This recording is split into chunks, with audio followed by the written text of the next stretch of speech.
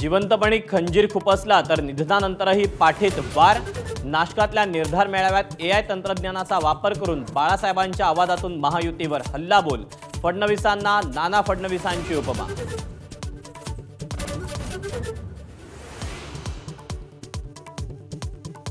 मी मुस्लिमांना जवळ केल्यामुळे भाजपचा सौगात आहे मोदी अभियान। ठाकरेंची टीका तर शिवरायांच्या एकेरी उल्लेखावरून अमित शहा आणि शिवस्मारकावरून देवेंद्र फडणवीसांवर हल्लाबोल।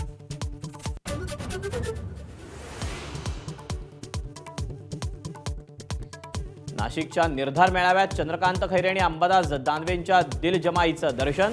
अंबादास दानवे चंद्रकांत खैरेंच्या पाया पडतानाची दृश्य माझाच्या कॅमेरानं टिपली।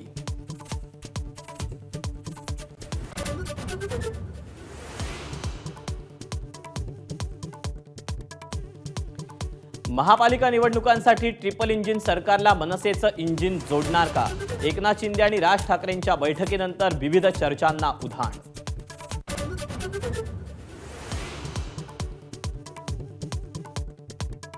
नाशिकच्या काठे गल्ली परिसरातील अनधिकृत सातपीर दर्गा हटवला। कारवाई दरम्यान दगडफेकीत 31 पोलीस जखमी, आरोपींची धरपकड।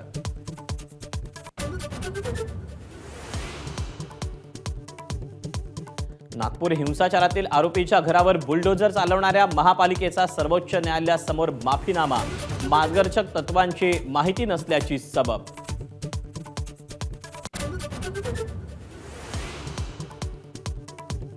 उच्च न्यायालयाचा कॉमेडियन कुणाल कामराला अटकेपासून दिलासा। चौकशीसाठी कामराच्या अटकेची गरज नाही, उच्च न्यायालयाची मुंबई पोलिसांना चपराक।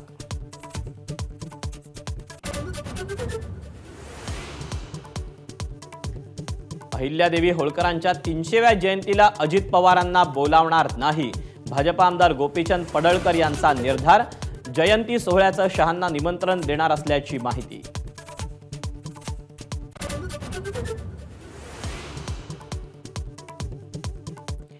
डॉक्टर घैसासांनीच आयव्हीएफ ट्रीटमेंट करायला सांगितल्याचा भिसे कुटुंबाचा दावा, तर उत्पन्नावरून ट्रोल करणाऱ्यांना रेशन कार्ड दाखवून उत्तर।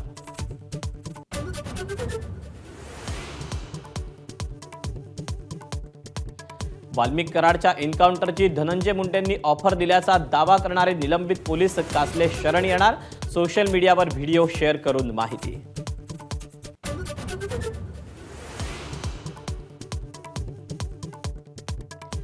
जालन्यात उदय सामंत आणि संदीपान भुमरे यांनी घेतली मनोज जरांगेंची भेट, कारण गुलदस्त्यात।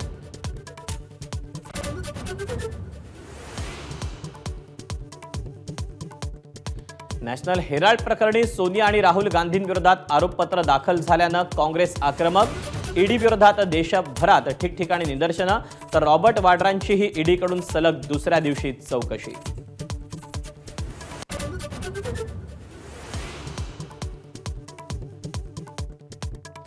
अमरावतीत विमानतळावरून टेक ऑफ सुरू। मुख्यमंत्री आणि दोन्ही उपमुख्यमंत्र्यांचा पहिल्या विमानातून प्रवास, तर कार्यक्रमानंतर मुख्यमंत्र्यांचं आजोळी स्वागत।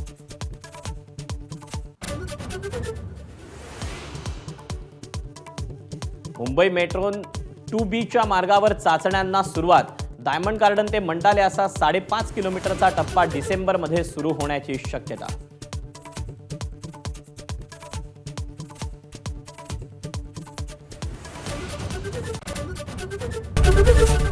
एबीपी माझा, उघडा डोळे बघा नीट।